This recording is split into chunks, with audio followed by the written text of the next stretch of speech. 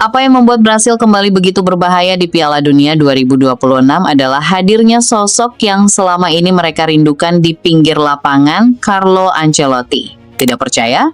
Lihat ini. Dengan pengalaman dan kejeniusannya, pelatih veteran asal Italia itu berhasil meramu talenta-talenta terbaik Brasil menjadi sebuah tim yang jauh lebih matang dan mematikan. Kombinasi itu sukses merampat mimpi besar Jepang di babak gugur. Dalam laga babak 32 besar Piala Dunia 2026 di Stadion NRG, Houston, Texas, Brasil memang sempat dibuat terkejut setelah Keisuke Sano membawa Jepang unggul lebih dulu melalui aksi individunya pada babak pertama. Namun, tim Samba menunjukkan respons yang berbeda di bawah arahan Ancelotti. Mereka bangkit, membalikan keadaan lewat gol Casemiro dan Gabriel Martinelli, lalu memastikan kemenangan 2-1. Lantas, bagaimana Carlo Ancelotti berhasil mengembalikan mental baja Brasil? Simak sampai tuntas. Menjelang pertandingan ini, perhatian publik justru lebih dulu tertuju pada pernyataan salah satu pemain Jepang yang memicu perdebatan besar di media sosial. Kento Shogai menjadi sasaran kritik dari banyak netizen setelah dianggap meremehkan kekuatan timnas Brasil. Ia bahkan secara terbuka mengatakan, Brasil dulu kuat. Namun, sekarang saya punya kesan bahwa Prancis dan Argentina yang kuat. Soal Brasil, akhir-akhir ini saya tidak banyak dengar. Neymar? Ia bukan lagi seperti dulu. Ucapan itu dengan cepat menyebar luas dan membuat tensi pertandingan semakin panas sebelum peluit pertama dibunyikan. Ketika laga dimulai, Brasil ternyata benar-benar dibuat kesulitan. Tim asuhan Carlo Ancelotti tidak mampu memainkan permainan terbaiknya sepanjang babak pertama. Vinicius Junior yang tampil tajam dengan 4 gol di fase grup, begitu juga Matheus Cunha, nyaris tidak menemukan celah untuk menembus rapatnya lini pertahanan Jepang. Peluang-peluang bersih sulit tercipta, sementara sebagian besar ancaman Brasil hanya datang melalui percobaan tendangan dari luar kotak penalti.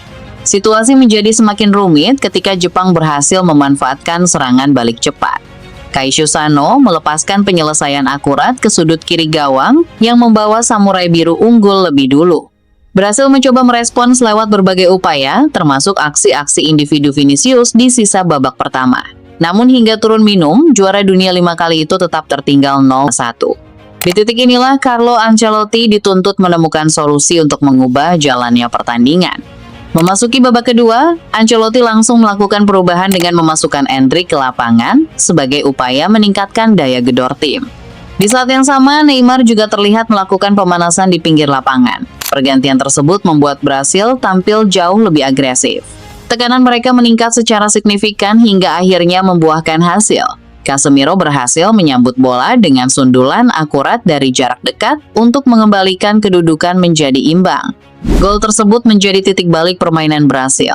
Kepercayaan diri mereka kembali meningkat, sementara Jepang mulai dipaksa bertahan lebih dalam. Vinicius Junior beberapa kali mengancam pertahanan lawan lewat aksi individunya. Bahkan salah satu tembakannya sempat membentur tiang gawang setelah lebih dulu disentuh secara gemilang oleh Zion Suzuki. Di sisi lain, Jepang tetap berbahaya melalui serangan balik, termasuk peluang yang sempat diciptakan Ayase Ueda di tengah pertandingan yang berlangsung semakin terbuka. Melihat timnya terus menekan, Ancelotti kembali melakukan pergantian dengan memasukkan Gabriel Martinelli menggantikan Matheus Cunha pada pertengahan babak kedua. Brasil jelas tidak ingin pertandingan berlanjut hingga babak perpanjangan waktu. Mereka terus menggempur pertahanan Jepang tanpa henti, memaksa lawannya bertahan habis-habisan sepanjang 20 menit terakhir.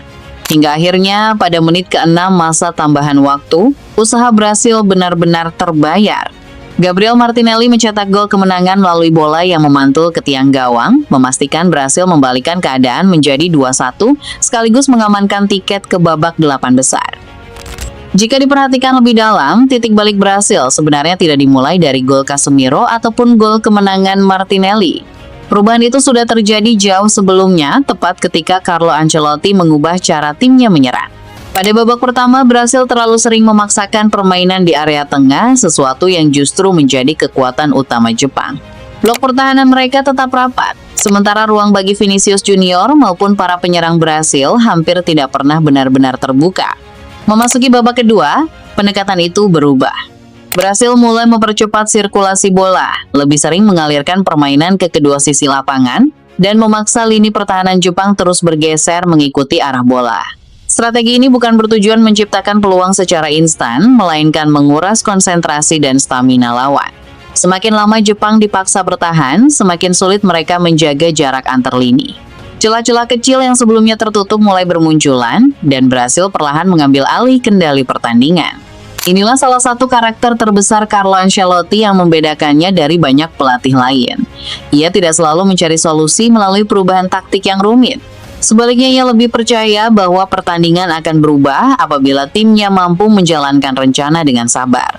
Filosofi itu sudah berkali-kali terlihat sepanjang kariernya di Eropa, dan kini mulai terlihat bersama Brasil. Ketika banyak tim memilih bermain terburu-buru saat tertinggal, Ancelotti justru meminta anak asuhnya tetap menjaga struktur permainan sambil menunggu momen ketika pertahanan lawan mulai kehilangan organisasi. Itulah mengapa pergantian pemain yang dilakukan Ancelotti akhirnya memberikan dampak besar. Bukan semata-mata karena kualitas individu pemain yang masuk, melainkan karena mereka dimainkan tepat ketika pertandingan sudah bergerak sesuai skenario yang diinginkan Brasil. Ruang yang sebelumnya nyaris tidak ada akhirnya terbuka, tekanan terus meningkat, dan Jepang perlahan kehilangan kemampuan untuk mempertahankan intensitasnya. Pada akhirnya, kemenangan Brasil bukan hanya soal kualitas pemain, tetapi juga bukti bagaimana kesabaran, pembacaan momentum, dan pengalaman Carlo Ancelotti kembali menjadi pembeda di panggung terbesar sepak bola. Yang paling menarik dari kemenangan ini sebenarnya bukan sekadar hasil akhirnya. Untuk pertama kalinya dalam beberapa tahun terakhir, Brasil mulai memperlihatkan identitas yang sangat identik dengan Carlo Ancelotti. Sejak pertama kali ditunjuk sebagai pelatih, Ancelotti berkali-kali menegaskan bahwa ia tidak ingin menghilangkan ciri khas sepak bola Brasil. Sebaliknya, ia ingin menggabungkan kreativitas para pemain Brasil dengan organisasi permainan, ketenangan, dan disiplin taktik agar tim ini mampu tampil lebih efektif di panggung terbesar. Filosofi itulah yang perlahan mulai terlihat dalam perjalanan mereka di Piala Dunia 2026. Dan jika identitas baru itu benar-benar mulai terbentuk, maka ini adalah kabar buruk bagi setiap tim yang masih bertahan di turnamen. Selama bertahun-tahun, Brasil seringkali terlalu bergantung pada inspirasi individu ketika menghadapi pertandingan besar. Kini, mereka mulai menunjukkan sesuatu yang berbeda. Mereka mampu tetap tenang saat tertinggal, sanggup mengubah jalannya pertandingan tanpa kehilangan organisasi permainan, dan yang terpenting, mereka tidak lagi bergantung pada satu pemain untuk menentukan hasil akhir. Itulah fondasi yang selalu menjadi ciri khas tim-tim Carlo Ancelotti sepanjang kariernya. Ancelotti sendiri bahkan mengingatkan bahwa timnya belum berada di level terbaik. Setelah pertandingan, ia menegaskan Brasil tidak boleh cepat puas dan masih harus terus berkembang jika ingin melangkah lebih jauh di turnamen ini. Pernyataan itu menunjukkan bahwa kemenangan atas Jepang bukanlah tujuan akhir, melainkan bagian dari proses membangun tim yang semakin matang di setiap pertandingan. Dengan lawan berikutnya yang sudah menanti di babak selanjutnya, Brasil membawa lebih dari sekadar kepercayaan diri. Mereka membawa keyakinan bahwa identitas baru ini mulai bekerja. Dan mungkin disitulah alasan mengapa Brasil kembali terasa menakutkan. Bukan karena mereka selalu bermain sempurna, melainkan karena mereka kini memiliki sosok di pinggir lapangan yang tahu bagaimana memenangkan pertandingan dalam berbagai situasi.